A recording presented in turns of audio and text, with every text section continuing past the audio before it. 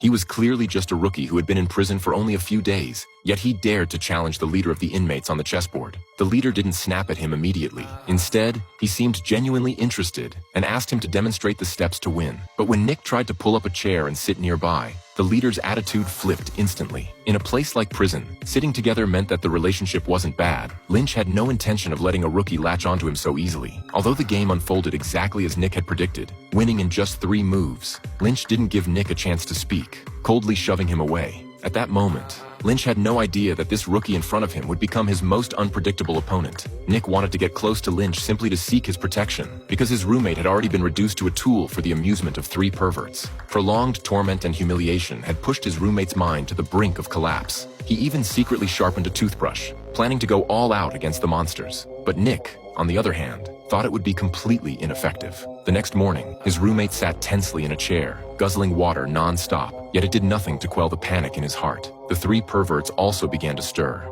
and Nick sensed something was wrong. He stepped in quickly, moving beside his roommate, intentionally knocking over his water bottle and forced him to strike back. Seeing the 2 of them scuffling, the 3 perverts had no choice but to temporarily back off. Then the guards arrived and separated Nick from his roommate. Nick had used his cleverness to shield his roommate from disaster. Lynch watched the whole scene unfold and realized that this rookie might actually be useful. Because he had caused trouble, Nick was locked in solitary confinement for several days. When he got out, Lynch personally came to meet him, reminding him not to meddle in other people's affairs in the future, and warning that being clever could backfire. And as he had said, the pervert's humiliation of his roommate became even more blatant. His roommate eventually couldn't take it anymore and chose to end his own life. With his roommate's death, Nick's nightmare truly began. The perverts set their sights on him next. Even though Nick didn't want to repeat the past, he had no choice but to sharpen a toothbrush, preparing to fight them to the end. Soon, the 3 perverts made their move, tailing Nick all the way and cornering him with no escape. Just as all seemed lost, Lynch appeared like a savior, dragging Nick into his cell. The perverts, fearing Lynch's power, had no choice but to reluctantly back off. Lynch described the situation as a chess game, except in this game, there was only life and death, no draws. If Nick wanted to break free from the perverts, he had to fight to the death.